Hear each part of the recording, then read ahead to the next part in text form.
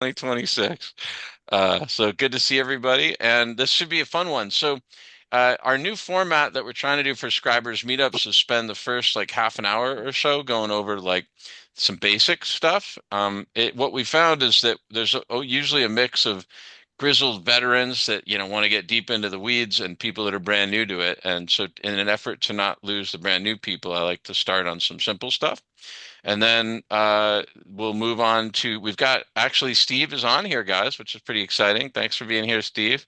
And he's going to start showcasing some new stuff that we're working towards with business management.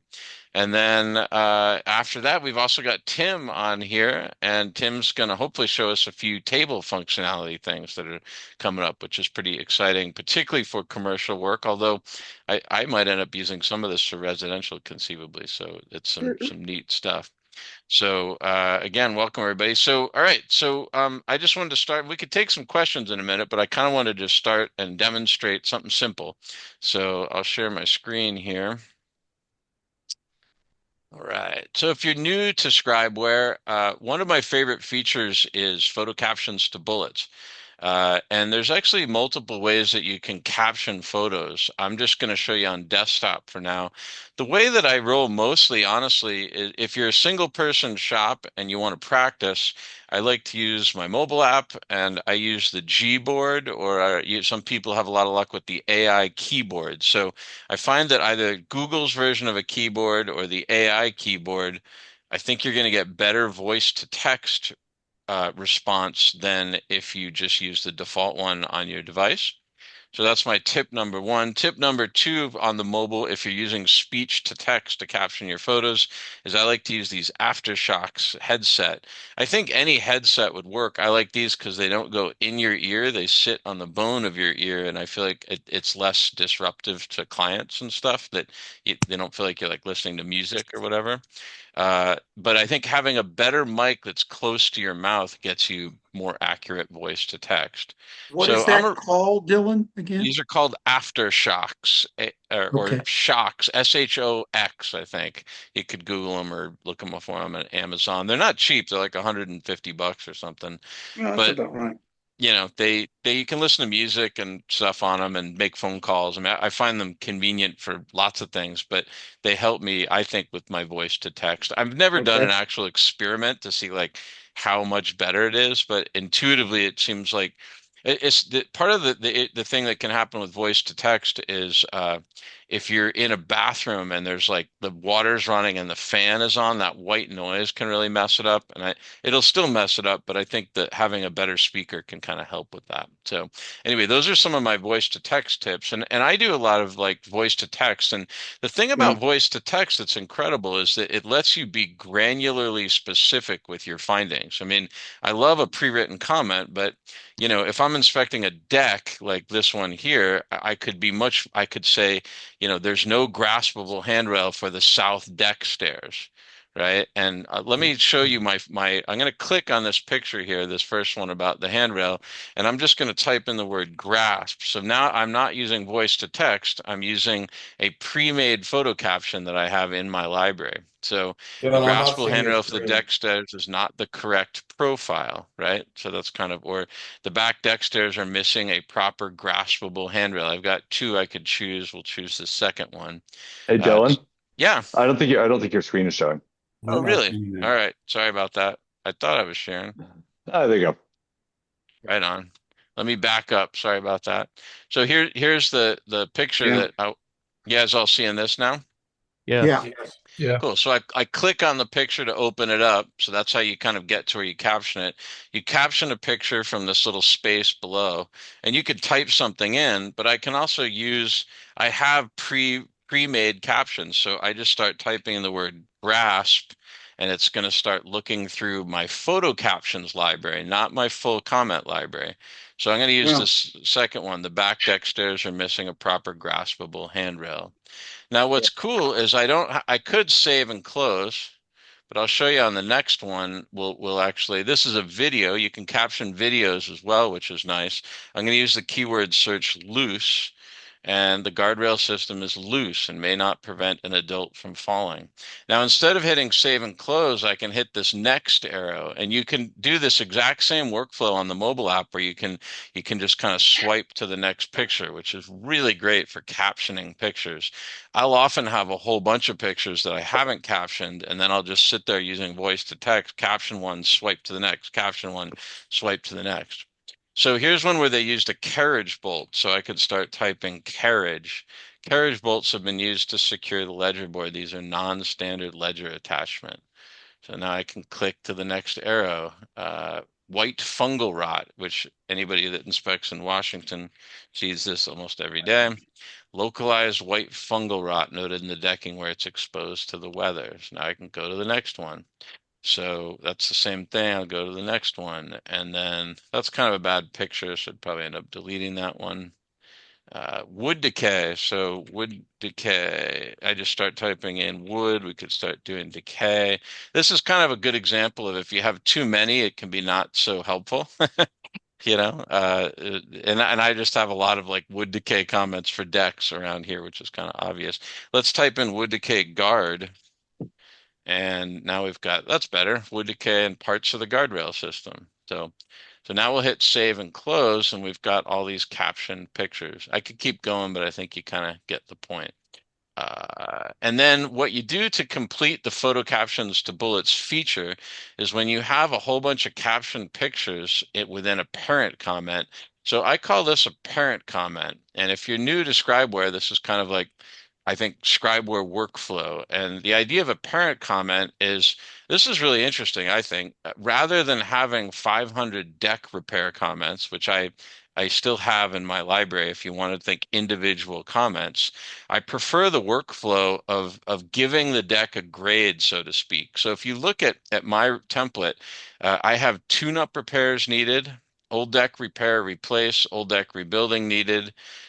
New deck looks professional. I almost never use that one. And then new deck repairs needed. Right? So it's kind of neat. If you think about it, almost every deck that you inspect could probably fit into one of those 5 categories. So in this case, this was kind of old deck repair, replace. It was like, you could rebuild it. You could probably nurse it along for a while. So I chose that comment. I author this comment to be intentionally very vague. Deck repair or replacement needed. Repairs are needed to the decks and balconies. You can double click on this and say that maybe it was just the decks. I've got a little list. Options include a full rebuilding or implementing repairs as deemed feasible to prolong the safe and useful life of the decks. Examples of specific observations noted during the inspection include : Oh, recommendation, hire someone to fix it. So this to me is really powerful because I call this the art of being simultaneously vague and specific. But to me, that's really good report writing is when you can do that. So I can now put my cursor here, and thanks to Steve, I can hit these 3 lines on here. And this is the photo captions to bullets tool. And I hit that, and that makes a bulleted list of my photo captions. So this is, I think, a really powerful way to write yeah. a comment, and it saves you from the age-old problem of years and years ago I had an agent kind of push back on me, and she's like, you had like 100 repairs or whatever, Yeah. and I read my report and I was like, yeah, 10 of them were the deck and 10 of them were the roof, and I realized, like, writing 10 individual repair comments for one system is not always that accurate, right? And so a lot of the idea for this came not because it's faster, although I do think it's faster, and not because it's more accurate, because it is more accurate, but because it's just an easier way for the client to read the report, where it's like, I just Yeah. think it's a more logical way to report on it. It So actually reduces the comment load, is what I call it. it You does. know? Yeah. That's Yeah. exactly what it Yeah. does, Mike. Yeah. Yep. So now instead of Yeah. having, 100 repair comments, I have one major concern instead of, Right. in this case, this is easily 10 different things if we went through it all, Oh but my now I've God. just Yeah. got one comment. And I wouldn't do that if it were different contractors, for example, but because it's all the same contractor, I don't really see why you couldn't roll it all in. One thing that you can do that I've done, like if we pretend this was new construction, and on a new build, the builder might fix the first one and the fifth one, but not the ones in the middle. So then what I might do is switch from a bulleted list to a numbered list. And if someone were doing an inspection response, it would give them the option to fix, we'll fix, BPAB-1, number one and number five, but we're not doing the other ones kind of thing. So Hmm. you can, by default, the system works with a number or a bulleted list, but you can move it to numbers if you want. So it's kind of helpful to know. You can also, when you're editing this, if you wanted to, you could like clear this whole thing out and start again, and you could resequence things. So it's really easy to drag photos around and resequence them. So my workflow on site is I will often inspect the deck, take a bunch of pictures. I'll give it a grade. I've basically got one of five comments. I'll dump all my pictures into here. And then usually at that point, I'll flag it, and I might go through and make sure all my pictures are captioned on the mobile app, but then I'll just leave it. And when I come back to the office, I'll review the flag. I'll kind of resequence things if I want and kind of think about it and then hit that, come back. And when I'm ready to roll, I hit that button. Does that make sense, everybody, from kind of a workflow standpoint? Now, a big thing I want to touch on here is that I think workflow is really fascinating and sort of an endlessly interesting subject for home inspectors. But I I use this technique for siding, for roofing, and for decks almost exclusively. I think it lends itself incredibly well to those three things. It's really good when you're like trying to do structure problems. If you think about structure, right? Structure could be there's a door in the living room that's binding. There's a crack in the dining room's wall. There's another, three nail pops in the hallway. The floors are sloping in the bonus room, right? And where do you put all those? If you try to put them all as individual comments, they're all over they're scattered all over your template. So all you really need to do as soon as you're like, oh man, there's structure problems here, take pictures, caption them, right? Like your brain can instantly go to take pictures and caption. When you're done with the inspection, I mean, structure is a great example where you might be finding more comments like when you're in the crawl space or when you're in the basement or when you're in the attic, right? You might be chasing structural problems the whole time. So rather than trying to choose a comment, just take pictures and caption it. And when you're done with your inspection, you can choose the appropriate parent comment of like, hey, there's serious structural problems here, and then you kind of dump all your pictures. So another thing, Charlie Buell and I like to call these photo buckets, like your comment becomes this bucket to hold all of the photos. So that's kind of a cool concept to think about.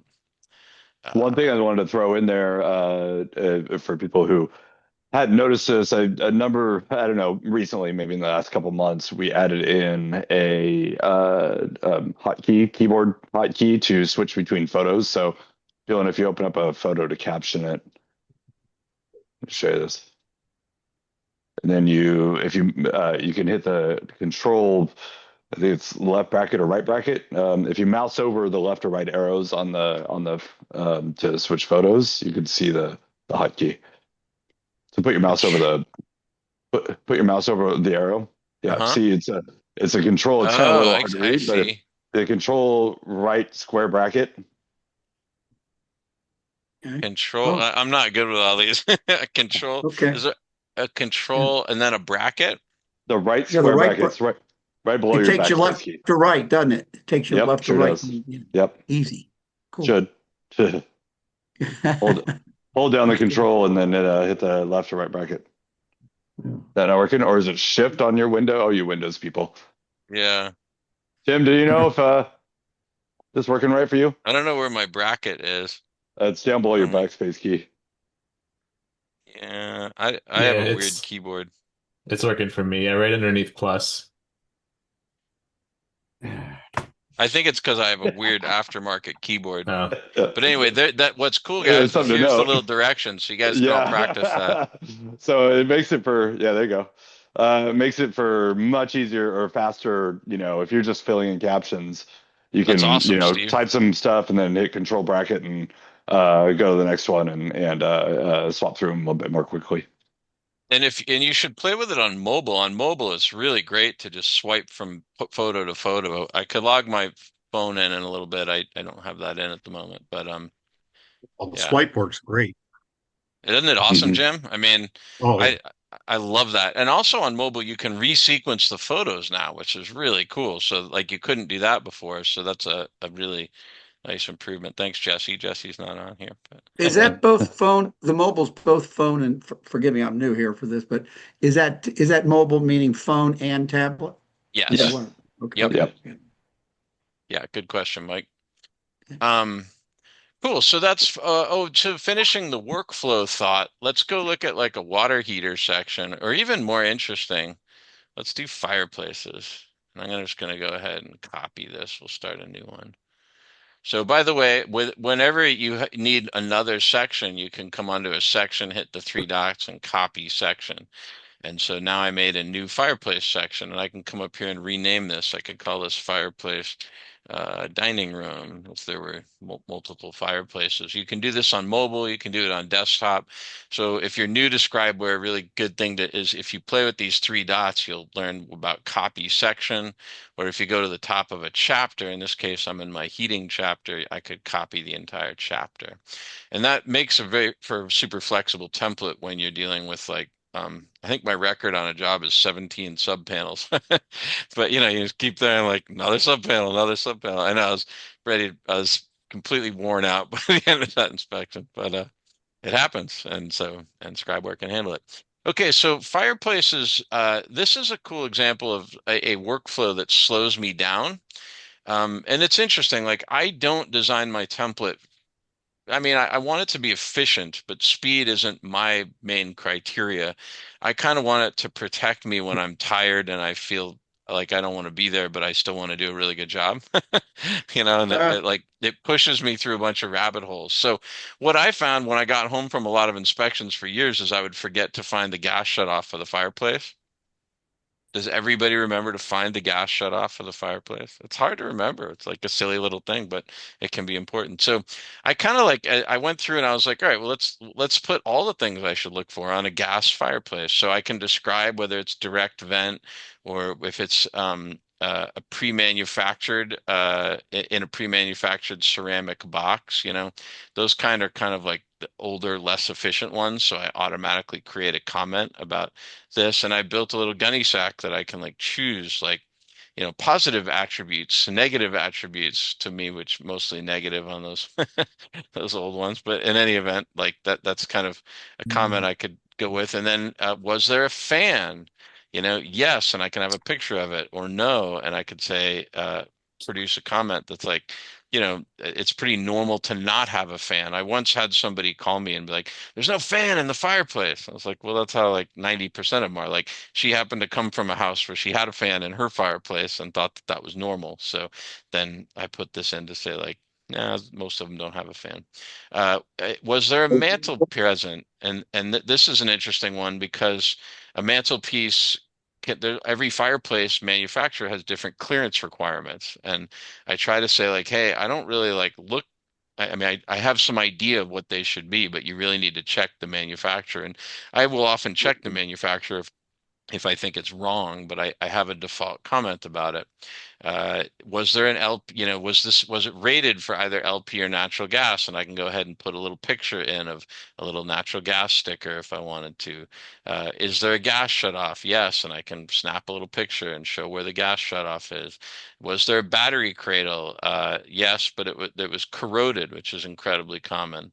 And so I wanted that picture actually down here. So now I've got my corroded cradle comment. So you'll notice that as much as I like to gunny sack and reduce the number of comments, I'm kind of going against the way I was doing it with the deck. So I'm using a very different workflow here. And I think you get the point of this. We don't have to keep going. But you know, this is another way to set up your template where especially if you have a big team of inspectors, this really holds your hand.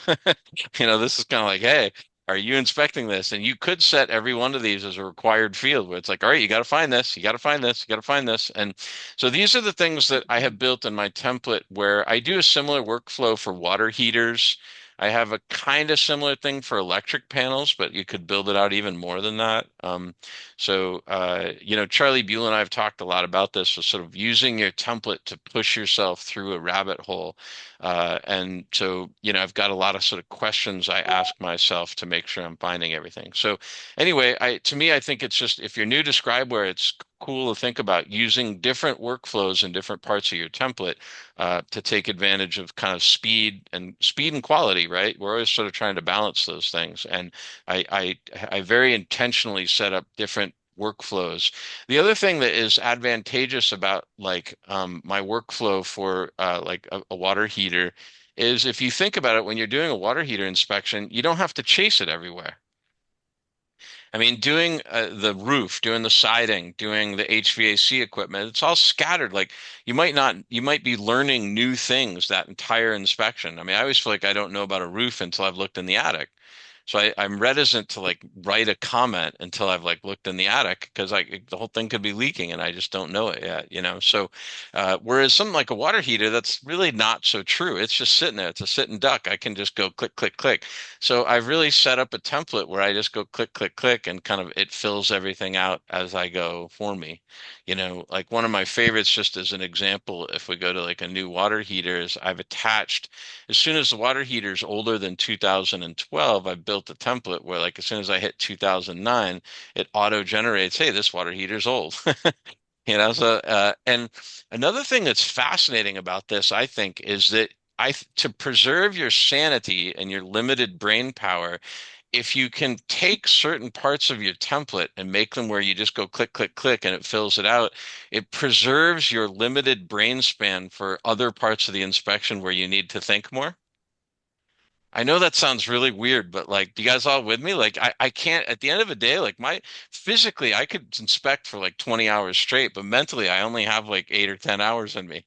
And then I'm just done. Like, I can't think anymore, you know? So, anyway, I think it's important to have certain parts of your template that kind of let you turn your brain off and you can just go click, click, click, and it fills it all out for you. And then I can kind of do my hard thinking with the more complicated systems. So, So again, new person here then, so if I don't check it, it doesn't come in.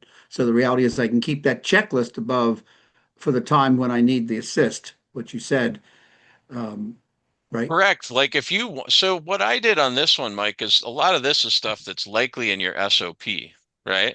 Your Correct, SOP correct. is saying you have to describe the energy source and you have to describe certain things. You know, I can't remember, Charlie, if straps are in our SOP for water heaters or not, but it's required. So I'm going to like put it in my template and same with like a pad in certain circumstances. So to me, this is like a lot of code SOP stuff. And I've noticed I've set these as required fields. So everything that's red is a required field. I have 19 more items to review. And as I fill this in and call it a tank, now I have 18, manufacturer, American, and now I got 17. So these required fields really help you kind of manage your workflow and make sure you found everything that you wanted to find. I liked your comment about the multi-inspector firm being able to keep your not just handhold, but keep the inspections consistent. So you know, don't miss these, and Consistency. I'm going to make sure you don't miss these. Yes. Yep. Now that workflow can slow you down a bit. It's not necessarily built for speed, but it's built to like cover you, you know, cover your backside. And I really try to have a template that for the most part is trying to protect me. I think it's harder for a template to do that with something like siding, where there's just like so many variables all the time, compared to something like you know, a water heater where it's like the exact same repeated comments over and over. Hey, we got Mike on here from Florida. Good to see you, Mike. Hit me up, man. We got to Zoom. I wanted to been wanting to Zoom with you, but anyway, um, right on. Uh, cool. So, let's see what I wanted to show one of the thing. Oh, setting required fields. So let's say, for example, where I live, I do not have a lot of gas water heaters. I live in where there's no natural gas. So, if I, you know, so you would, if you use the narrative template and you think to yourself, God, his gas water heater stuff stinks.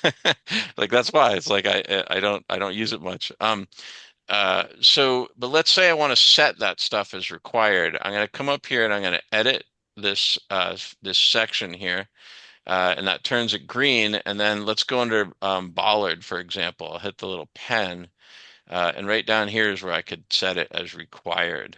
So we'll hit save, and now that turns it red. And so now I've got another required field in my template. So that's kind of how you set required fields. That is a template save. So if you want to do that, when you're done, you hit save template. And we could review templates here in a minute, but maybe what I'd like to get Steve going here on showing you guys some new stuff. Would you guys like to see Steve's new stuff, or you want me to go over template saves? Well, it looks like Yep. James had a question here. Okay, what is it, James? Hey Dylan, how you doing, bud? Good to see you, man. All right, now listen, in many areas, and the way I see a lot of these templates, it's not necessarily set per region. And like as an example here in Florida, it's not a required item to have a strap. Yep. So is there an abbreviation, or if I don't have to click it or say like NA, like not applicable, Yeah, well, will I would take the that out of your template. That's a really good question. Let's go ahead and start. I'm going to start a clean water heater section. So just, well, this is clean enough. So if you wanted to and you were using the narrative template, like, man, there's no straps where I live. What you do is edit section. So come up to the three dots and hit edit. And then you would hit straps. You would check the little box here for straps, and then you can delete it, and you'd hit yes, and now it's gone. Now that would be a template save because that's transpiring in all of this gobbledygook stuff. So you would want to hit save template. But once you hit save template, the next time you start a template, you will not have straps in your water heater section. right? It, Um, okay, all right. So with that, let's just say I did inspect the job in a different environment and a strap is required. Can I go back to the original default template or should I just add something like that in? You have two different ways you could do it. One would be you could come up here and you could edit section and you could add new and you could build it back. Okay. So that would be way number one. The other way you could do it is you could go to the default narrative template. You could open up the water heater chapter, not a section, but chapter. See how we got water heaters up here. These are sections. This is the chapter. You go into the chapter three dots, and you have the ability to copy this chapter to All another right. report. This is a brilliant piece of work Steve did. And so I'll click on that, and then it'll say, well, which report do you want to move that to? So then you could take like whatever your template is and move it to that template. So if that Okay. makes sense, Jimmy, like Yeah. if you could always go back into like my narrative Oh, template and turn on the grab the light. water heater and bring it in. So that's kind of how you could, that would be the easiest in some ways, but it just depends on like how much you'd have to rebuild by hand. Got it. Thanks. Cool. Steve, is there a way to put on there like I have the check boxes that Chris has? Say that again, Dave. So I have the check boxes like Chris has, Okay. and so I actually have something like that in there, and I just check yes or no. Sure. Yeah. And if Doesn't. you So that if way you it's leave it, always there, and if you don't need it, you don't need it. But like it's Chris, I have the option where if I don't fill it out, it doesn't show on my report. it's a really that's a great point. Let's go ahead and look at the water heater thing one more time. But if you leave it blank, it won't print. So let's just say I think we deleted that one. Let's copy. I get a fresh one here. But if we go to a fresh water heater, so here's straps, and let's say it wasn't applicable and we're filling all of this stuff out. Put a picture of a data plate and we'll do the size and the age and the energy source. And let's say straps, like it just doesn't matter because you're somewhere. You could keep going, you keep going, and you're done, but you still have these required fields, right? But all you need to do is hit this to turn it green, and that will make that required field go away. So the green is kind of a little check mark here that you Oh, can just make your required fields go away. So that's incredibly helpful because I actually have built a template that has everything I need in it. And if I'm not using it, I leave it blank and it doesn't print in the report. So Dave had a really good point of you can use that logic. If you want, you can keep a lot of things and you just kind of ignore it. So a really good example is like, here's a crawl space chapter, And I've got all these required fields. They're red, because I don't want to miss anything in the crawl space. But if the house was a basement and it didn't have a crawl space, all I need to do is come up to the chapter level, turn it green, and now it won't print in the report. So the interesting thing is by turning it green is not what makes it not print. The fact that it won't print in the report is because there is no data in the section. Guys, with me there? That's it. Anything that you leave blank, if there's no data in it, it will not print in the report. So So my it that question, oh, sorry. go ahead, Mike. So the required field, though, if it's a required field and I don't do anything with that, what happens then? I mean, is Well, it, so if you leave it, you can still publish, but you'll have 17 items to review. I So, see, got and it. to make them useful, you want to get rid of them, right? To me, the goal of every single job I do, when I'm done, there are no required fields left. And that is my guarantee to myself that I give myself 200 things that I'm going to check. And when I'm done, I've like checked it, and it's incredible. Like it helps me have a great confidence when I send that report out. I might have some spelling mistakes or something, but I've looked at everything. I've found everything I want to find.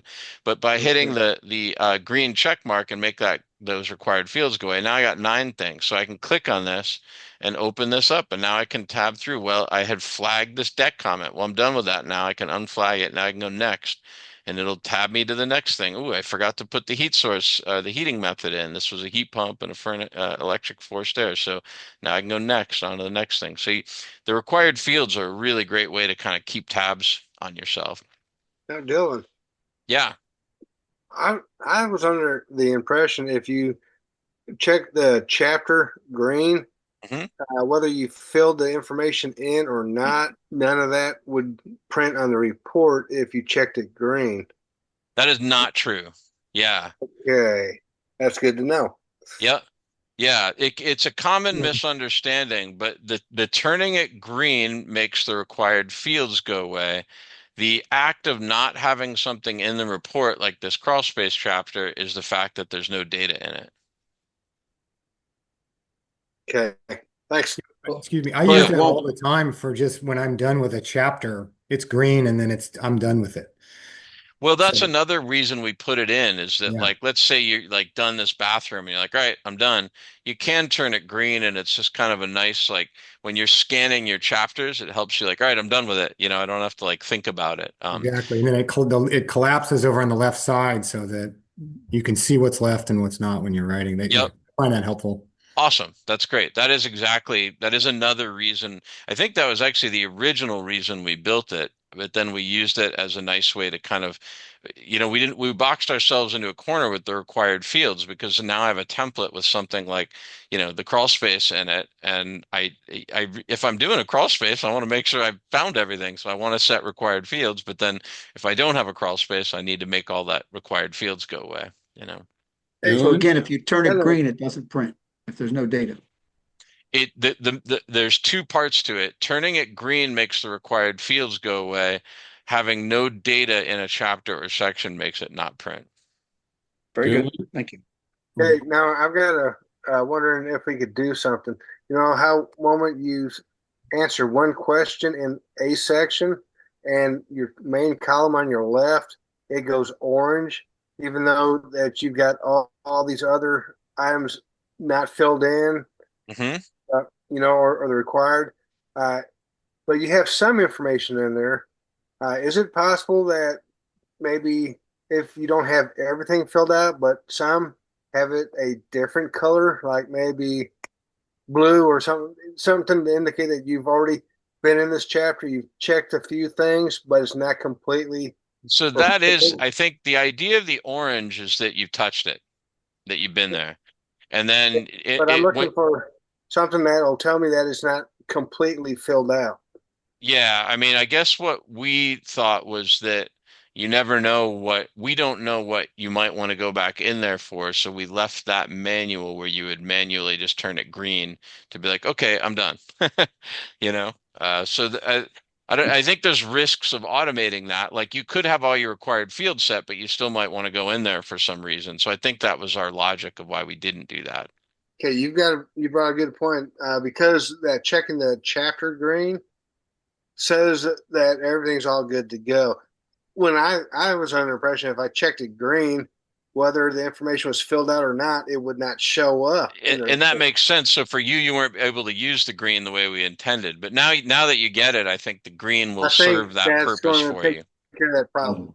Yep, that's Hey, right. Dylan, Yeah, isn't it where if you have not touched a section yet, they're black, and then as soon as you enter it, they go to the orange, and then when you mark it as complete, it goes to green? that is correct. Yep, that's Yeah, the 'cause I workflow. think that's what Edward was asking about. If the section Yes. is not entered or touched, it should show as black. Yep, awesome. Hey, good to see it. Or I don't see you, Tim, but good to have you on here, man. Wow. Yeah. So, Dylan, one of the things that I'm finding is that once you go to publish your report, even though powder bathroom wasn't filled in with any information, it still shows up in the chapter list in your published report. It would only do that if there's data in there. So go look. Now, the cool thing about this conversation is that a lot of people like to use default descriptions in their template. And default descriptions would be like, every bathroom chapter has like a thing that's like, hey, don't sue me. I'm not responsible for anything type comment. And that's fine. You can set that up in Scribeware. But if you do that, that would also cause that to print because now there's data in that chapter. So I bet there's something in there, George, because I use it every day. Like, so check your template, but I bet there's something showing up. Okay, I'll look. Yeah, yeah, and Yeah, then just George, this is Wayne. If you can identify it, shoot me an email with an example. Okay, no problem. yeah, that's awesome if you guys want to work together on it because it could be one of the things I like to do. Let's go home for just a minute, and then I want to get Steve going here. But here's my narrative style report. So let's start a brand new one, and I have to check this sometimes because sometimes something gets away from me. So I started a brand new report. I'm going to publish it. So we'll hit the publish button. I'm going to publish without sending an email. So now it's building a link. And my goal for me personally, I don't want anything in my report. That's my goal. And so, if I haven't put it there. And so I'll click on my report link and I've got a summary with nothing in it. I've got no major concerns and I've got a complete report. This is my objective is that there's absolutely really nothing. To me, this is a completely blank report. And so all of my CYA, all my background information, all of that comes in as I describe the building, which I love because now my inspection is completely specific to that building. It's why we support default descriptions, and I know a lot of people like them, and you're welcome to use them. But I like having my own template populate. And what I mean by that is like as soon as I hit siding material and stucco, that's where my background comment about stucco comes in. So I tie all my sort of background information and CYA to my descriptions of the building, and then it kind of auto fills out. So, and in that way, I don't end up with things in the report that I don't want in the report. Can I get an Boy, amen that and a makes sense. hallelujah? You guys with me on that? That makes sense. Yeah, because I was Nice. looking as I'm setting up my template with home gauge, each section, right, exterior, interior, has a, what you would call here, look at these, don't sue me, I'm telling you all about this. Yep. Comment. But what you're saying here, if I understand you, is set your template up so the beginning section, which is standard in every inspection, has those kind of things in it. And then it makes each section then pure to the house. It does. I mean, a Okay. good example is like I don't want a heat exchanger limitation in a inspection on a house that has a heat pump. Yeah. I just don't want. In fact, if I were attorney, that would be like one of the first things I could get Yeah. most inspectors on that. Well, And be like, well, it says it here just that makes you look stupid. it It just does. makes you look It's stupid. Yeah. embarrassing, right? Like it'd be one of the first things I could go after on most inspections. And so I really try to make a point of having only background information that pertains to the building. And the thing that lets me do that is thanks to Steve, I can make a list of materials and things and then just connect stuff to it. And then it kind of auto generates itself. So it's a bunch of work setting up the template.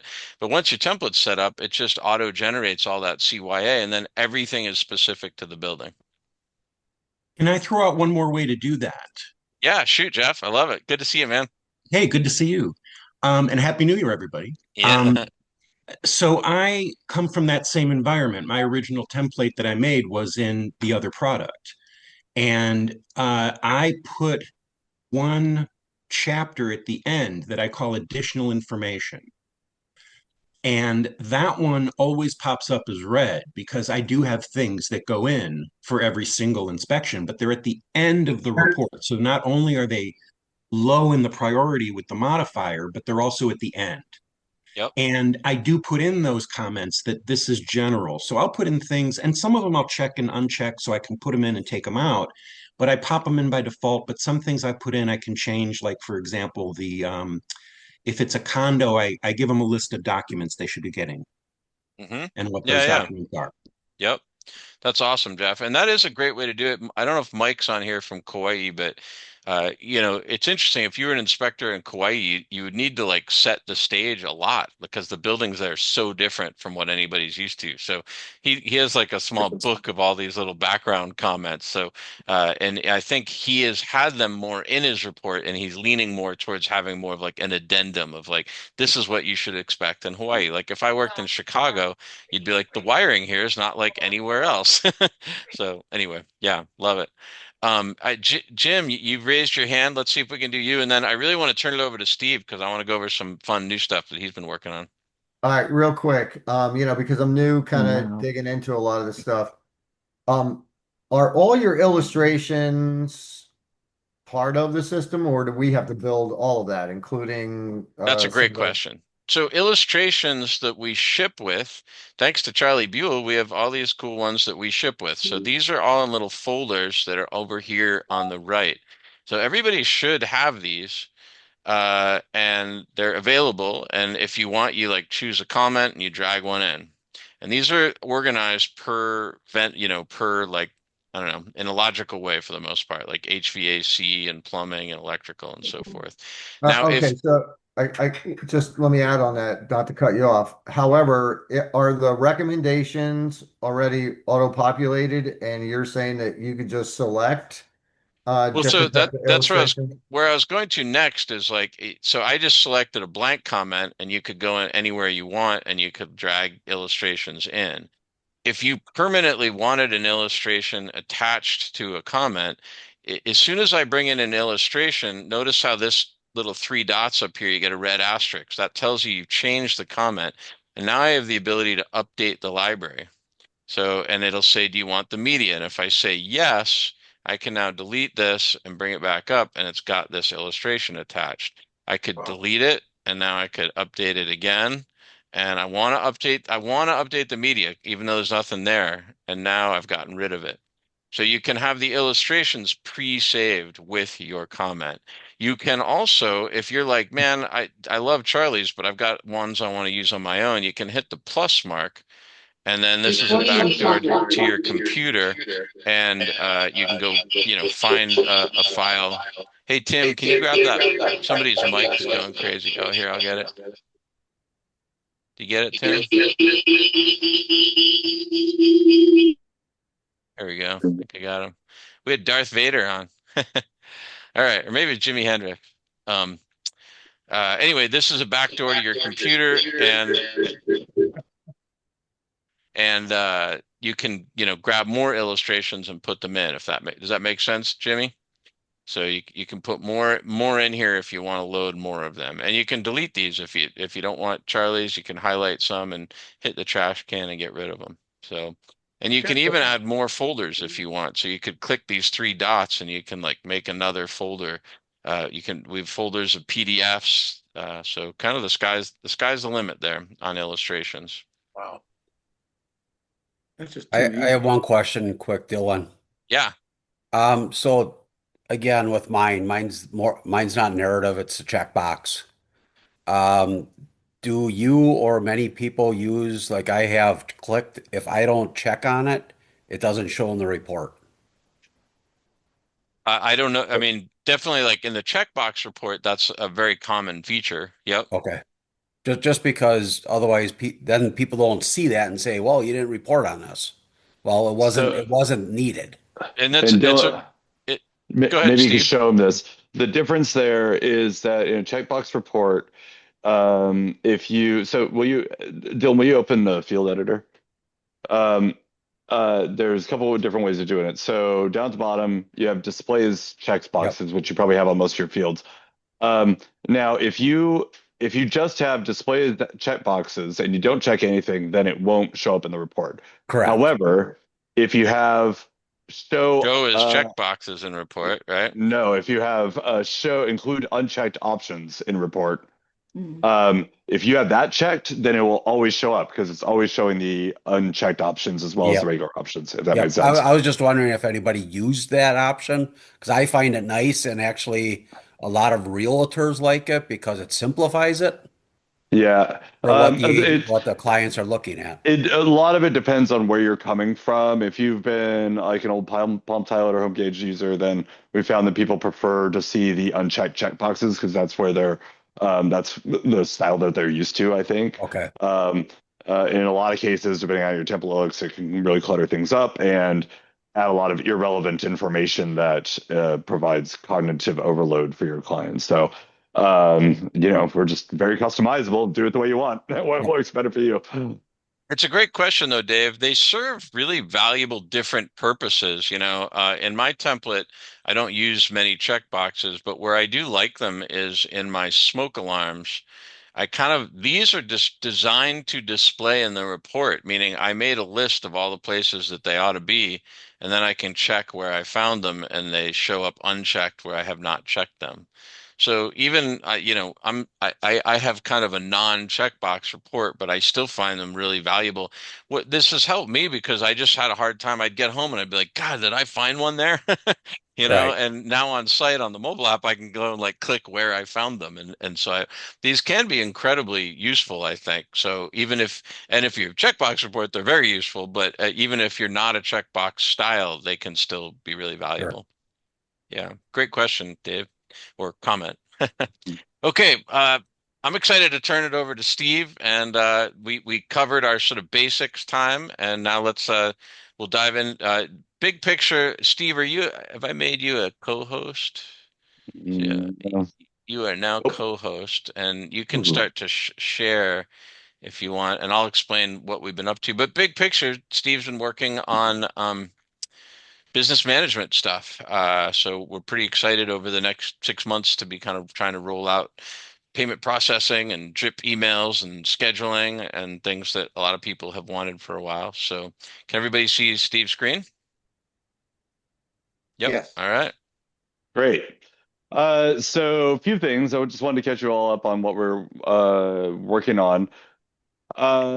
We've done, first and foremost, we've done a bit of a UI refresh in this version that we call 7.0. And 7.0 mainly at this point impacts the desktop, although we'll be rolling out the corresponding functionality in the mobile app. But we're trying to touch the mobile app as little as we can to just try to keep that thing stable. So um, uh, one of the first things you'll notice when you open up a new report is we've done, we've got to have a different, slightly different treatment of the way that the look and feel of the components and the layout of that client and property information page. And then the biggest reason behind this is to give us some space to be able to support the new features that we have coming in. One of which is now you can now add multiple clients as a part of your report. And this works very similarly to, right now you can say, Steve and Sam Lamb or Steve, and then put multiple email addresses on the same email line. You'll still be able to do that, but we found that also a lot of people are used to being able to have separate fields for separate information, or separate fields for separate people. And another reason why we want to do this is because we're going to be introducing pretty soon here the email and report read receipts. And so if you ever send an email out from Scribeware and your client says, I never got that email, then you'll be able to see in the client and property information page here, oh, that email went out. It was delivered on such and such date. They opened it on such and such date. Maybe they didn't click on a link or whatever, but you'll be able to have a little bit more visibility into the delivery of emails that you send through Scribeware. and we'll be able to do that on an individual basis by user and by the individual email that you have. So having different client spaces allows us to say, Steve read it on such and such date, but Sam hasn't seen it yet. The other thing that we're doing is report read receipts, which will be really useful, I think, to everyone here, including people who already use ISN or Keystone, in that you'll be able to tell when a client opens a report and when they first opened the report, when they most recently opened the report, just to verify that they received it and they've read it, and to make sure that there was no delivery problems there that are going unspoken of. Does that Well, happen even with ISN? I'm sorry, Steve. You mentioned something about ISN. Does that yep, also happen if I'm using ISN? Does this still record that yes, action? sir. Yep, Okay, yep. thank you. So the URL that we will upload to ISN will have the read receipt functionality built into it, Wow. so that when they open it, you'll be able to tell in Scribeware that they've read it. I don't think ISN or Keystone have a flag that we can show in the respective products that they read it, but you'll be able to see it within Scribeware. So it's one of our On their end, will they be able to cancel that read receipt? not of the report itself, unless they avoid having all images loaded, which I don't know that anybody would. Because the read receipt happens from an image, invisible image that's on the page. They will be able to cancel email read receipts. Some people turn those off for privacy reasons or what have you, and that's fine. And those we wouldn't receive. So it would look as if they hadn't read the email. But we're also exposing any information that we have from our backend email delivery service that says, oh, the email bounced, or their inbox was too full, or it was delivered successfully on such and such date. Sometimes they even tells us if it goes into spam. That depends a lot on who the client's email provider is, and how much information they give our servers. But anything we have will expose back down to you all. Yeah. Would this So work the same for the agreement?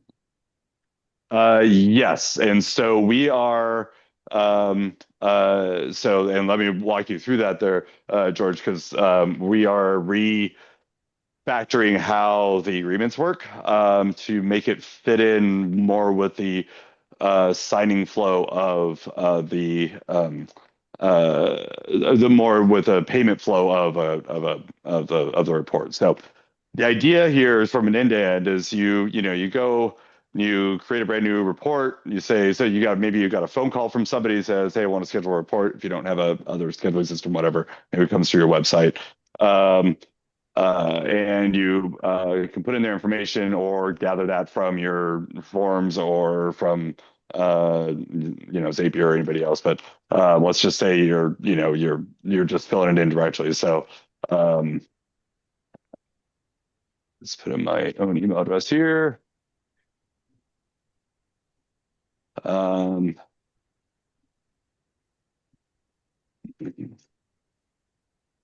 then maybe specify we restructured how agents work. I can't remember if the live version has this or not yet, but we no longer. So many of you have had problems with copying pasting pasting email addresses into these fields, and it overwrite and change the agent. All that is finally fixed. This agent field on the name shows you the list of agents that are in your database. These all my test data, obviously. And then the email and phone, if you want to change the email address or the phone number of the agent, you just click on the email or phone number and it brings you into this. You can edit that specific agent without having to change it. Works way better than the last version did. I'm sorry that you all had to suffer with that old version for so long. But the other thing that we've done, as well as adding additional clients, you can add additional contacts. So maybe you've got a seller's agent you want to track, contractors.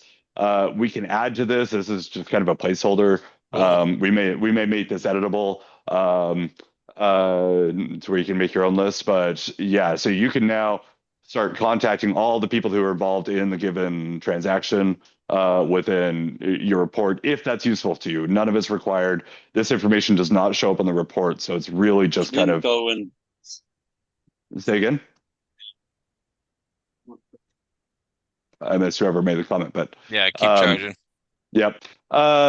So yeah, so you can have multiple contacts now. anyhow, But but they were turning wood there, and so Keep going, Steve. I got it. yeah, all right. Contracts works the same. You can specify one or more contracts in there. And then when you're done filling this in, maybe you have a additional driving fee of $50. This isn't done yet, but before this goes out, we're going to be reworking how this works so that you can have groups of invoices, invoice items. So let's say you want to do, you have a house, you have the residential and the sewer scope and a radar on. You can add those in very quickly, and it'll add all your prices for that are needed for that. So you can have basically your pre-built pricing all set in there. Precisely. Yes, exactly. Nice. So that's all part of our plans. James, did you want to chime in? Yeah, I mean, kind of a two-part question. One, if you are going to say give a discount, how do you will your auto calculation system allow, or do you have a line item that you can fill in and say, this is a discount? Yep.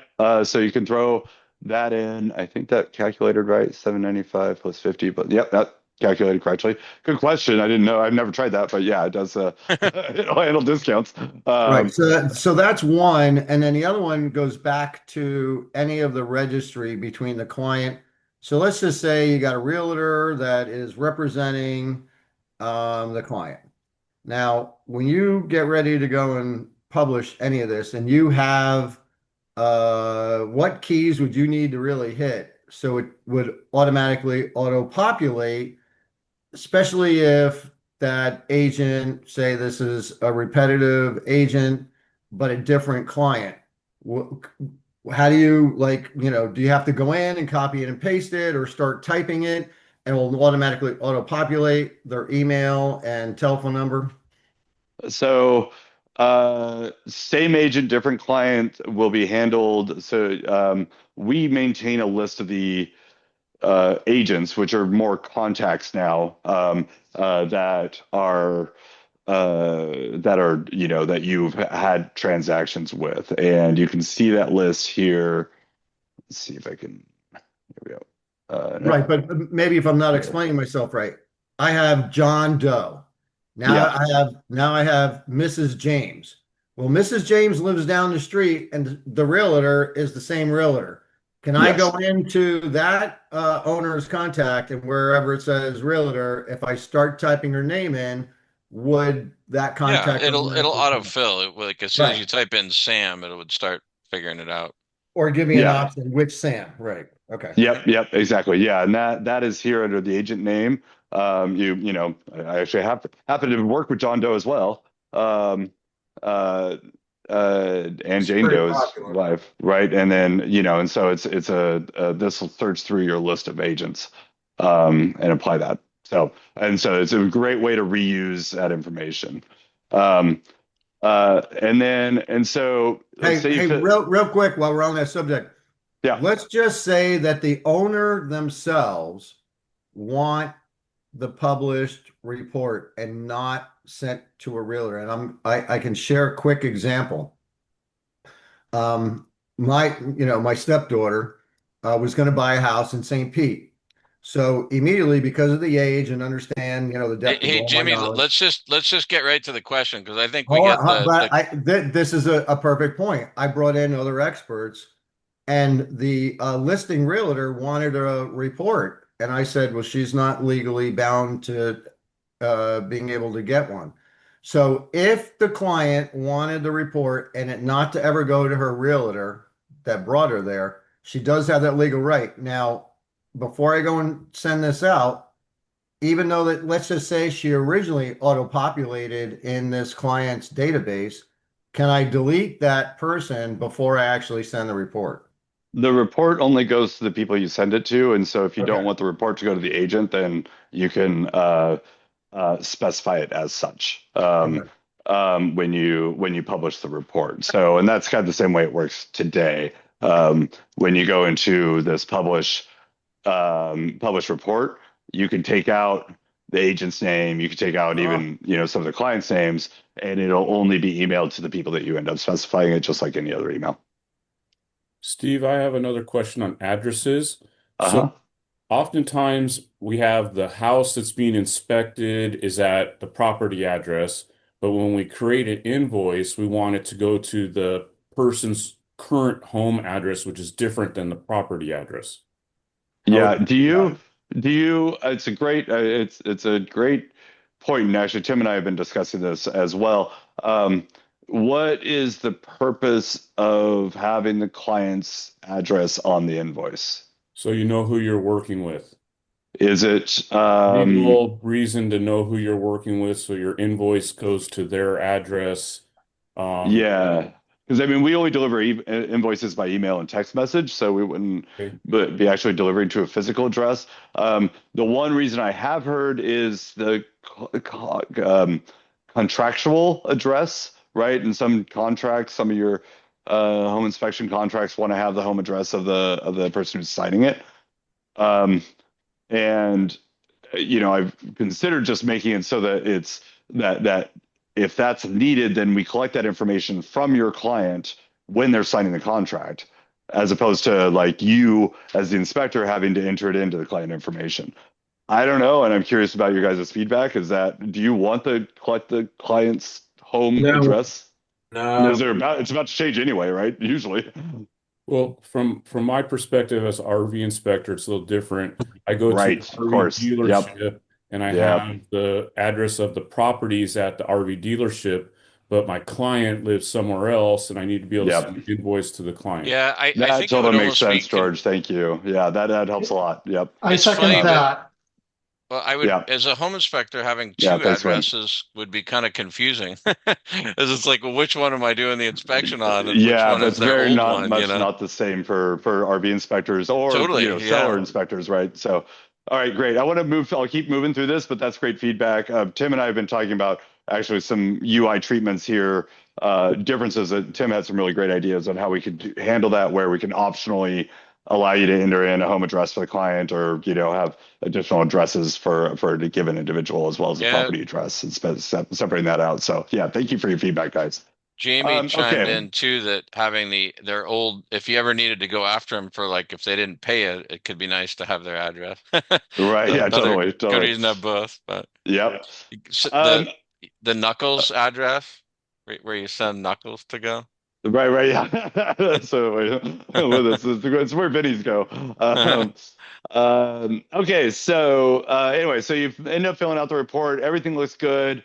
You put it on your calendar, and you say, "Yep, that sounds great," and you confirm the appointment. When you confirm the appointment, the email is pre-filled with all your clients' informations, not the agents. And this is just telling them, "Hey, yep, your appointment's great."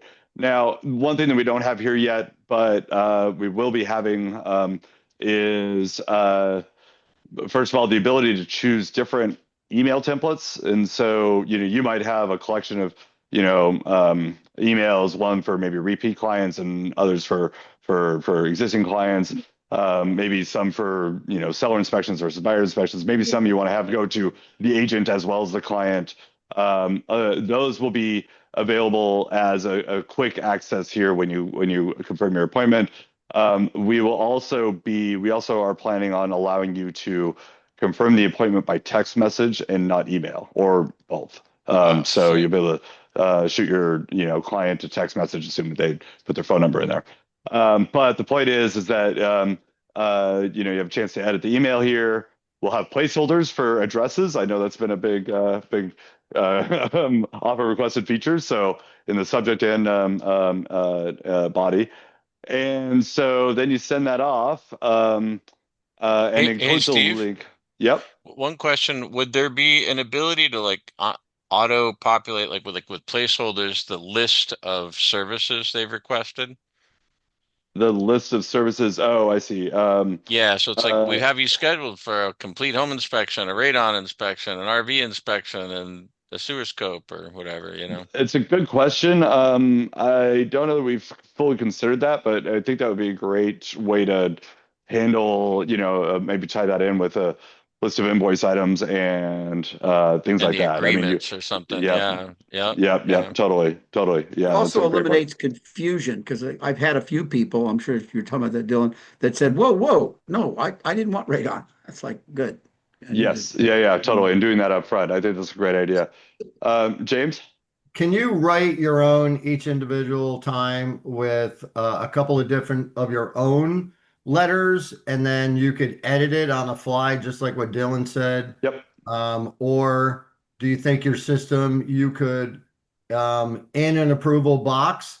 Yeah, I want a WDO, I want a sewer scope, etc. You click those boxes and it automatically will end up right here in the client letter of Yep. intent for what you're going to do.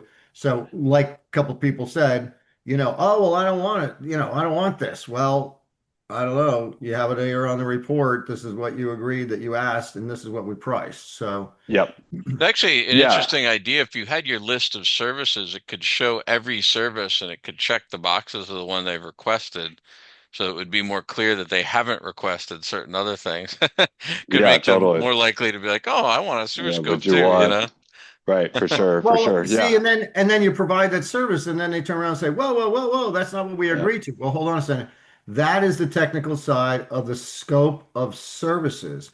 And Yep. every report, every building is always going to be different. And that could be a big game changer to differentiate the liability of what they owe you, what they agreed to, because it's right here in paper, right on the entrance of this, relationship. Yep. Yeah, I love that idea, and we'll take that back. Okay, so I just sent the confirmation. That confirmation had a link in it. If you want to see the email confirmation, that's what it looked like. It's your client, blah blah blah. Obviously that'll be refined as you'll be able to put their name in and that sort of thing. And this is the page that it links to, and this is our new client portal. At least the beginnings of it. It will have a very clear upfront. You need to sign an agreement. You need to pay an invoice. Invoices amount here.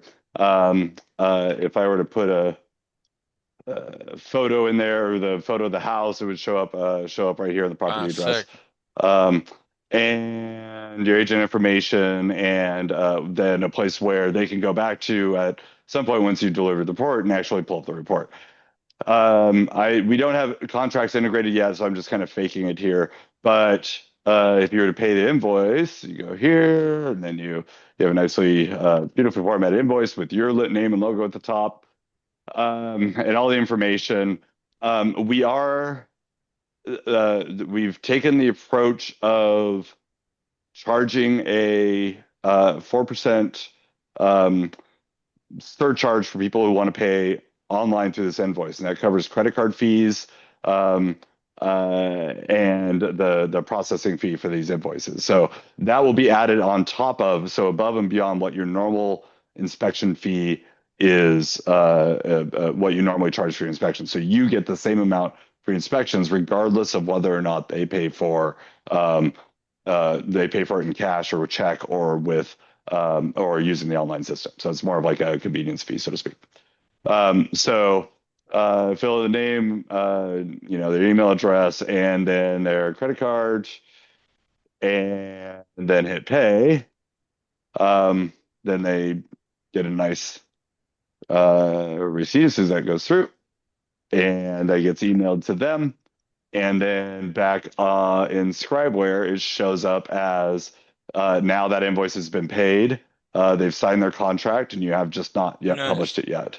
And then it shows down here on the invoice that it's been paid. It also shows down here on your home screen that Hey, look this at is that. has been found. That's These awesome. are still under refinement, but we're working on having a little bit more of a high level overview status for your for all of your reports and your listing of reports. So you don't need to go into each individual one to verify it. So yeah, Hey, that's about the end of it. Then. So well, Zach, you no, got a I want question? to show Oh, Zach has a question, but scroll down a little bit. I want to show one new thing that is one of my favorites. On that summary page now, you can disable the summary page. So like, cause I often like I do like consultations and I don't want a summary, but I want one in my template normally. Now you can just on the client and property information page, you can disable the summary. So anyway, I think that's phenomenal. Thank you, Steve. yeah, I can't tell ridiculously you how excited much I about that, like Dylan. that. And then That's cool. All right. Zach had a question. You want to chime in, Go for it. Zach? Yeah. Yeah, I'm not sure. I'm not 100% sure on this, but I'm almost positive that different states have different regulations for what percentage you're allowed to charge on an online transaction. I know for Tennessee it does, and if you can't charge over that percentage, otherwise you're subject to penalties. Can That I add that? is, Can I add uh, something for Zach too? I'm sorry, Zach, if you were done. I wanted to pile on to what you said. yeah, go for it. Some states also, and I ran into this, so it's by personal experience, that you check with your states because some states also require you to notify people ahead of time before you charge that, so they have a right to know, as well as if in some states, if you charge a convenience fee, you must give them another option Mhm. like check or cash Yep. before that. Just it's a disclosure item. I don't know where you put it, but anyway. Yeah, that's great to know, Mike. The legal coverage of all this is handled by our payment processor, which is not us. It's a company called PayFactory, which is has done a deal with Internachi. Um, they and they're it's one of the great benefits of using them and we've talked a lot about this of either charging having an inclusive charge where you receive less money if they use a credit card versus a convenience fee or a processing fee. And by calling it a convenience fee, then or processing fee in our case, then we're allowed to do that upcharge. It's become a very common thing. But they know and they've handled all the state by state regulations for all this stuff. So we're that are your when you sign up with us, you're actually signing up with them for payment processing, and part of that is them giving you the umbrella legal liability coverage because they've I approved the way that we do things. ISN does the same, Steve, Yeah, because we process through them. But I right. will just to add it to check with your attorneys, because in my case, I actually have that in my contract. So up Yeah, front, you're told by, you already agreed there's a convenience fee or this, and yeah. that's what we were recommended in Ohio at least, and that takes that off the table because they're Yeah. hearing it ahead of time. Anyway, just a little side note to Zach's comment. And that does exist here. This is a situation where this account has been signed up with payment processing. It has an integrated. You can at any point up until the point where they pay uncheck this, and we may update the UI on that or whatever. But if you uncheck that, it takes off that convenience fee, the processing fee, reduces the amount that's due, and then gives you the same opportunity you have now to say Uh, that they paid with check or cash or money order or PayPal or whatever. Right. yeah. And so you'll always still be able to say, oh, I showed up the inspection, they hadn't paid yet, they just gave me a bunch of cash or they paid over Zelle or whatever. Until up until the point where they've actually paid, you should be able to uncheck that and say, we're good with that. So they have that option. The conveyance of that option is interesting, Mike, and I'll make sure that we are covered with that. Thought. Yeah, and make sure that nobody's put at risk here. So I have two questions, if I could, Steve, real quick on your business aspects of it. yeah, Okay, where do the realtor and client datas, meaning their address and emails, where does that live? The question being, then can I later, as I go along at the end of the year, take a CSV file, download it of all my realtor emails? yeah. So Right now, the realtors, you can see a list of, I mean, this is all test data, but under settings agents, you can see all the realtors that you've ever published a report to, and the number of reports that you've published to each one of those. We don't have a way to easily export those within the UI right now, but we can easily do it on the back end if you just reach out to us. And we'll eventually provide that. Okay, cool. And that obviously is being enhanced. We haven't historically tracked what type of agent they are, but that's being enhanced now here, buyer's agent, seller's agent contract. I do also foresee when you edit an agent, be able to add notes or their agency or their address or anything else, other information that you optionally want to include in that for that agent. Good. I don't, you know, we're we're always walking that fine line of giving the opportunity to track the information you want to track, but not requiring it or confusing the UI too much with the information that you don't necessarily want to track that has a lot of extra data and fields and stuff. So It just helps, for example, like with ISN, not to compare the two, but I hear so you're yeah, trying to achieve that kind of servicing. yeah, Is it allows me at the end of the year to take a CSV file for Christmas cards, you yeah, know, for sure, yeah, and yeah. And to be so forth. clear, our goal here, we don't want to build another ISN. We don't want to even necessarily be Spectora advanced. We want our as a means of focus, what Scribeware as a company is focusing on is the 1 to 3 person inspector shops. If you're bigger than 3 people, you've got a lot of management, of who goes where and what time, and and switching those around and how to pay people and how much they're spending in gas and what you're doing with trucks and stuff like that. That is goes beyond the our focus, which is delivering a quality experience for your client. Fair enough. Sure. And there are really, really great companies out there that do that very, very well and spend millions and millions of dollars doing that. And if we can let them spend their millions there, and we can spend our, money on building better reports and having a better reporting experience, and I think that's a better win-win. But And for a that lot makes of people, sense it to me. just, the ISN's target has been 4 to 100-man inspector shops, and so we hear a lot from people that there's a huge need from for the 1 to 3 man, just having a good basic home office solution that gets you started. Sure. Fair Yeah. enough. Then my That last makes question sense, is, everybody. That's kind of the goal of this is not to rebuild the ISN. I mean, we just feel like that's too complicated and there's other companies that do that. And Jeff asked, will we be charging extra for this? And we really don't want to. We want to provide a free, simple tool. If we start making it too complicated, then we have to start charging for it.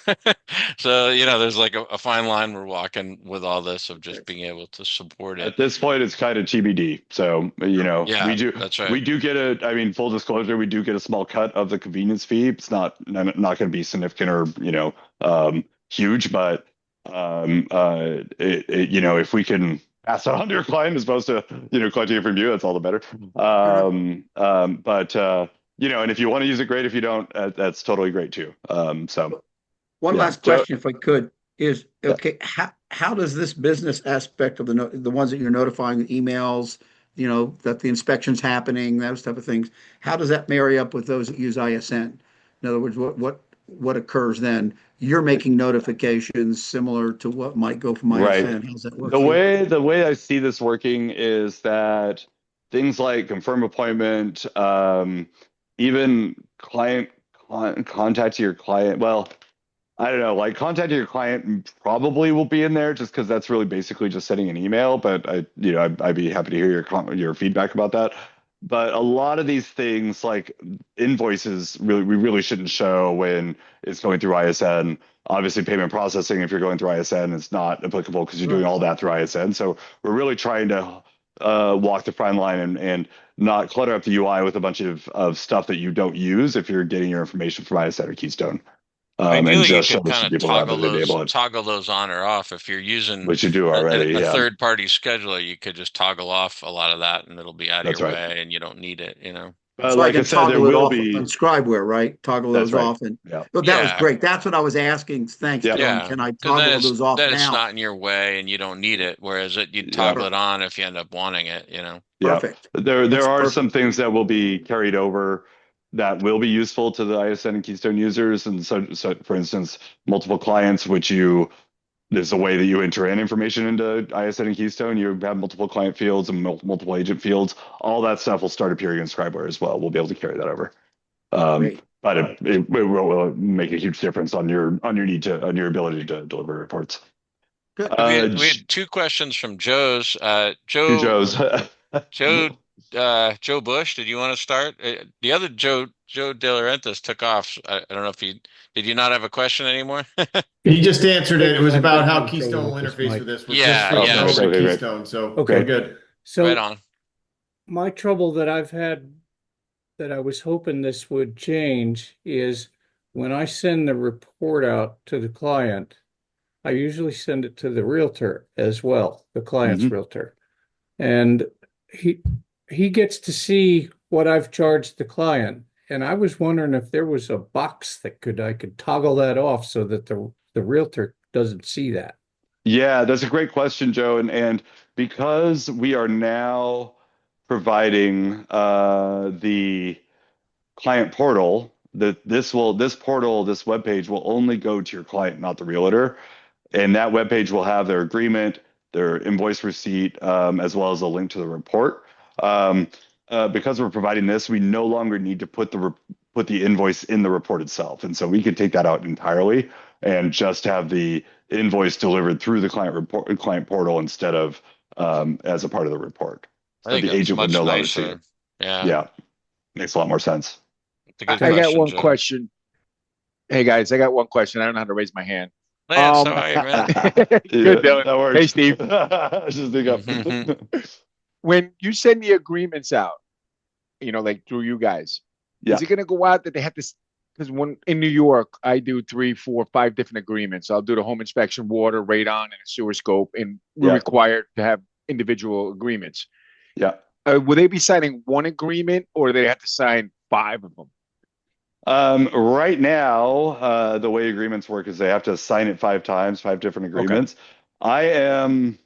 We're reworking the contracts, and my dream is to have it work much more closely to what you might experience with DocuSign or HelloSign or Dropbox or whatnot. In that you throw in all your contracts into it, and it concatenates all of them into one document. That's just, if you have 5 agreements that are 2 pages each, you just have a big 10-page document that requires your signatures and initials everywhere. Maybe fill in some extra data like your address or whatever. And that it's a much more seamless experience that what normal clients are used to. And you're able to put your signatures and initials where you want to, or where your insurance person wants you to.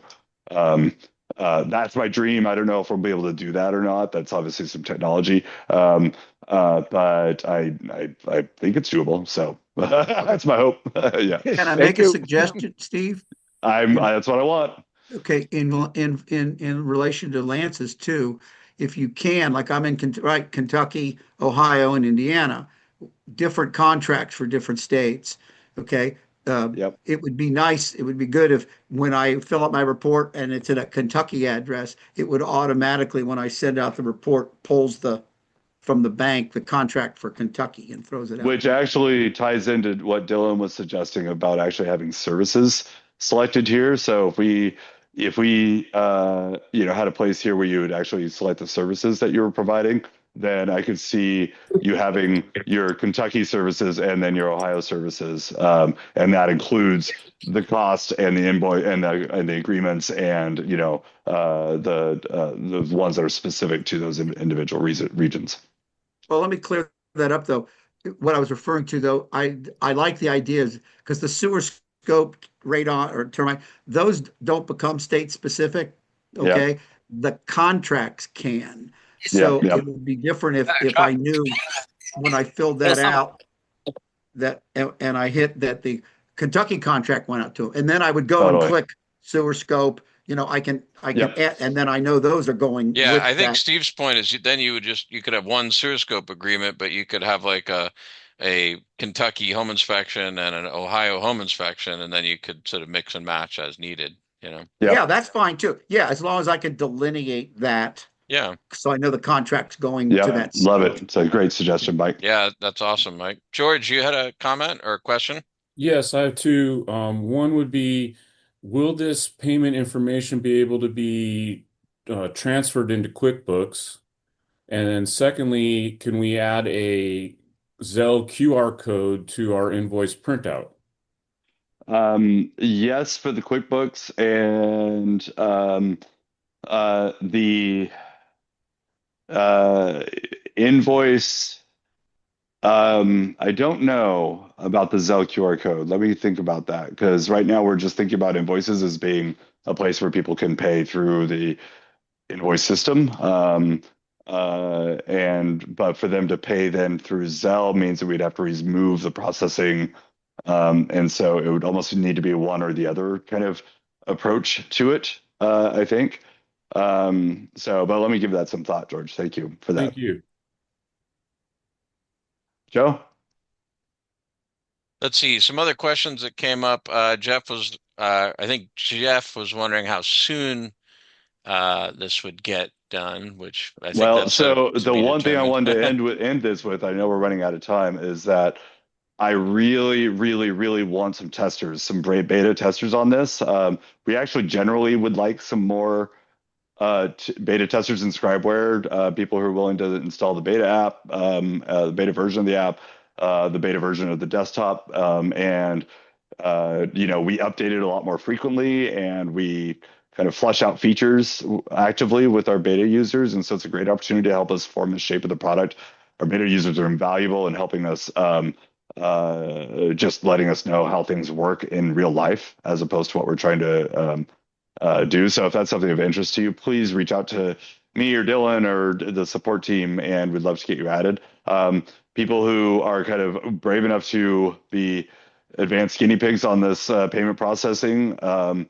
This is obviously something we have to very slowly roll out, just to make sure we can flush out any issues. So we're dealing with money, so it's really, really crazy. We got to make sure we get it really right. But anybody who's willing to help us flesh that out, I would be eternally grateful, and I think it'd be, it's kind of fun to be on the front lines if you're into that sort of thing. Again, we're looking for this. We're getting pretty close, right? We're as you can see, everything works end to end. There's a lot of features I want to flesh out and get the contracts working again and that sort of thing. But we're thinking maybe the end of this month that we'll be able to start actually bringing on people to do real charges and actually use this in their business. But I would like to do that with maybe 2 or 3 different people that are willing to try it out. So if you're willing to be one of those people, please let me know. And then everybody else will roll out depending on how all that transpires. One other thing I wanted to show you that I didn't before we go is that we also added dark mode. I don't know if anybody's seen this, but we can now run Scribble. Yeah, finally. Which is the way I now always run Scribeware, because it's so much easier on the eyes. Quick question. Yep. Thanks, Steve. Really quick question. I don't know how to raise my hand either. I'll be like Lance, so I'll just jump in there. As us guys from New York, we're just butt just real quick question. I saw it flash across the chat before. All of the new fields that you're adding into 7.0, are those of us that use Keystone and/or ISN, they're going to transfer how does it work with Keystone or ISN? Or the bigger question I have is, are we finally building Scribeware where it's going to be an all-inclusive package where we don't need to have three other different interfaces? It all depends on your business. And if like I said, we're not trying to replace Keystone or ISN. But if you are somebody who doesn't use 90% of Keystone and ISN, then we might be able to help you. Everything will integrate beautifully with them. It's a core part of our business. and there are some features like read receipts and multiple clients and multiple agents that will carry over to Scribeware, but all the invoicing and payment processing stuff, if you're using Keystone and ISN and you don't enable the payment processing, then we won't show you the user interface around it. Yeah, great. I think this is going to be kind of an either or thing, and we don't really want to replace Keystone or ISN. We don't, but the problem that we've been finding is that we think there's a little gap in the market between what a lot of one-person shops want for scheduling and what Keystone and ISN do. You know, they're kind of built a little more for like teams and stuff, and If that, if the, if I could the just if I could just throw this at you and then I'll shut my mouth. yeah. I was there when Russell built Home Gauge 27 years ago. Okay. The beautiful thing of Home Gauge, and believe it, I haven't touched it since I went Scribeware. I am 100% sold on this program, That's awesome. without a doubt. But there was one thing that Home Gauge had and continues to have better than anybody out there, and that's their portal. It's totally user friendly for both the end user and the home inspector. Everything is in one place. You can do everything through that portal. Emailing, templating, payment processing, everything is there. And the nice thing about that, I'm finally seeing that we're going to have a portal from Scribeware for the end user. They don't have to go hunting for that email again with the hyperlink to the report. Yep. So, That's the idea. Yeah, That's awesome, and so Chris. we're Yeah. slowly building that out. And I think this can be a nice foundational piece of be able to maintain the relationship with your client and have a place where the client can go back to easily and look you up again when they're ready to buy another house or what have you. So that's kind of the idea we're putting the foundation on. We will have an agent portal as well, is our intent. That the agents can go and look up all their clients and any reports you want to share with them, they'll be able to find there and see a history there as well. That's a little bit longer plans, but yeah, we're slowly flushing that out as we go along, and kudos. So appreciate the feedback. Thank you. Kudos. Thank y'all. So yeah, nice work, Steve. Super exciting. There's some other questions. TJ asked about Google Calendar integration. That's been something we've wanted for a while. Yep. Yeah, I know, and that's surprisingly complex. But where that is on the. It is on the will list. It's funny. It's a project that has been sitting half or three quarters done for a very long time that we just haven't been able to pull over the finish line. So yeah, so that is definitely something that we want to do. Hey, Steve. Yes, sir. Hey, great stuff you got going. How would you like a white version of the logo? Is this your logo? Sorry, Charlie. That's right. Yeah, I just stole it from somebody.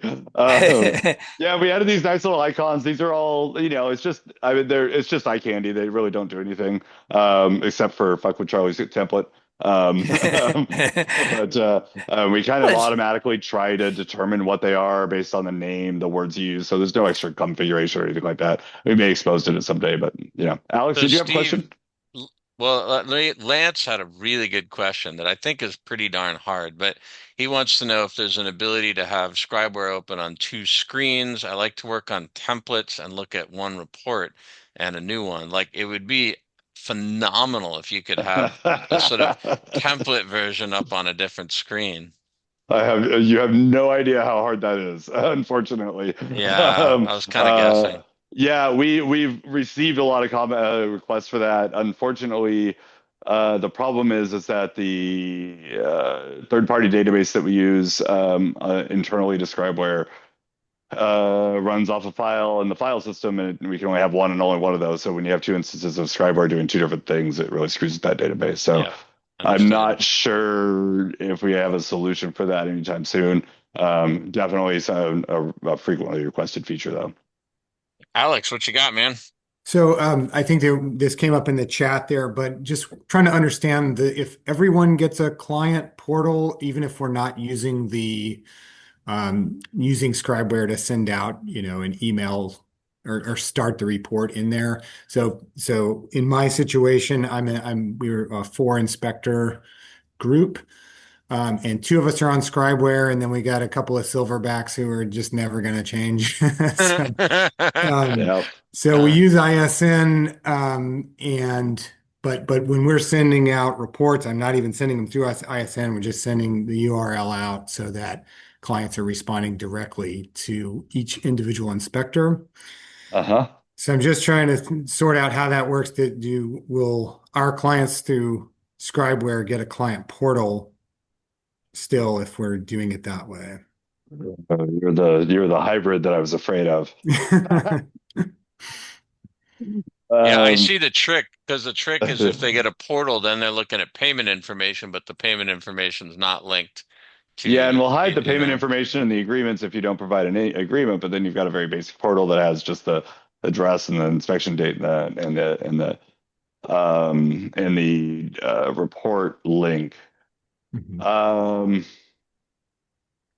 I don't know. I think we can work around that because, we have that published through ISN setting, Mhm. which I assume you have turned off, right? So under What do I do? I upload integration. it to ISN, but then I just send them the URL in a separate email. Okay, because this integrations under ISN has this published reports ISN. So if you uncheck that, then you'll get the normal publish email box. But if you haven't confirmed the email because you're not using pay, I don't know. I Okay. don't know yet. Okay, but it's good to know that you're doing that. And we'll flag that as something we need to review that process for. Okay, thank you. Yeah. This is So if I exactly check, why we wanted to do a And kind this of is why I want beta preview of testers like, is that, yeah, yeah, yep, like we needed to like kind of chat about all of this and see. And yep, we really appreciate everybody's feedback. I mean, this is, this is what we got to start kicking the tires on this thing. yep. I don't want to beat it to death, but he brought up a good point. I need clarification. Okay. So because I'm just coming into this. So if I check publish through Scribeware, I'm sorry, publish through ISN, forgive me. Yep. Does it then turn off the portal because I'm using something else that's a portal? Yes. Yes. Okay, So thank you. yeah, that'll work all the same. They won't be given a Beautiful. link to a portal. Yeah. That sounds good. Thank you. Yeah. Yeah. The only difference, and Alex, I think we can actually do that. I think, because this piece, this confirm appointment, as well as the email that you send with the publish, we'll have a bunch of very enhanced templated emails. And I think the way we would do that is by having a placeholder for the client portal and then a placeholder for the report URL, the direct report URL. And you can put either one in the email. It doesn't really matter to us if you want to really, and so you would just lead your client directly to report URL if you don't want them to go to the client, the portal. So Okay. we're trying to be a lot less prescriptive on how we do this. We'll have some smart defaults, but if still maintain the flexibility to be able to build it the way you want to and communicate with your clients the way you want to. Okay, thanks. Cool. All right. I think we're out of time. Yeah, I know. I wish we had time. So Tim actually has things to show on tables. Tim, do you want to just share real quick and only show just a table and a finished report so we can just catch a glimpse of it? You're muted, by the way. Yeah, give me just a second to pull it back Yeah. up. Yeah. This is going to be this is like clickbait. This is like to get you guys to show up to the table meeting. This is what's coming next month on stay tuned. Yeah, so Scriber we've got meetup. this month in like a week or two or even days, we have a CSS meeting coming up, guys. And so Tim, you should be able to share screen, so let me Yeah. know. Yeah, cool. So just some business stuff. We've got CSS meeting coming up about customizing your report with CSS. And then in about a little over a month, we're going to have one of these on tables. And in the meantime, if we've got commercial people, like I know Joe at Tiger has been wanting tables, so we're going to start having some guinea pigs on tables here soon.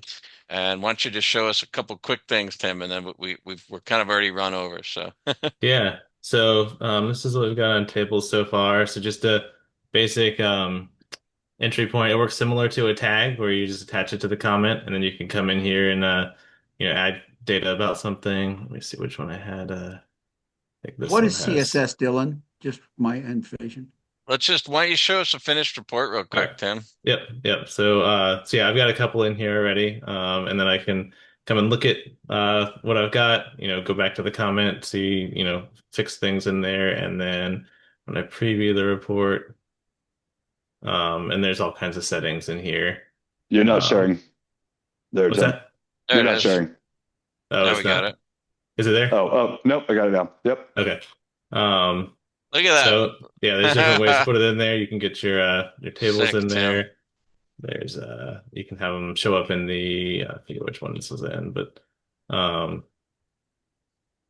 yeah, like this one's have it show up in the observations. There's a lot of different ways to configure it. So still working through all that. But yeah, definitely with the same question about beta testing is if people want to get a preview of that, especially for commercial, but it could be used for a lot of things. Just let me know. I'm getting close to the point where we can get a couple of people using that to again work out everything with that one as well. Super exciting, Tim. That's awesome. All Well, hey right. everybody, thanks so much for making it on here. And I'm sure we could keep going all night, but we got to move on. But it's great seeing everybody. Thanks for your questions. Thanks for your support. And Thanks hope for to your see you hard guys work. soon. Yeah, Yeah. we've been working like crazy. So yeah, thanks for that, Chris. Thanks, guys. Good. Looking Good Thanks, forward to job. the everyone. meeting next week. Thanks, Dylan, Steve. Appreciate your Awesome. support. Everybody, it's been great Thanks, review. guys. And Steve, thanks for Thanks, taking a couple George. minutes out and talking to my son. All right. Yeah, my pleasure, of course. All You got right. Talk to you guys later. All right, thanks. See ya. Thanks. All right, guys, have a good one, and we'll see you next time. Thanks for everything. You too. Thanks. Thank you.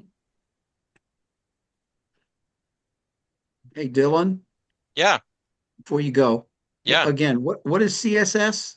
Oh, sorry about that. Yeah, cascading style sheet. So it's the code they use to build websites.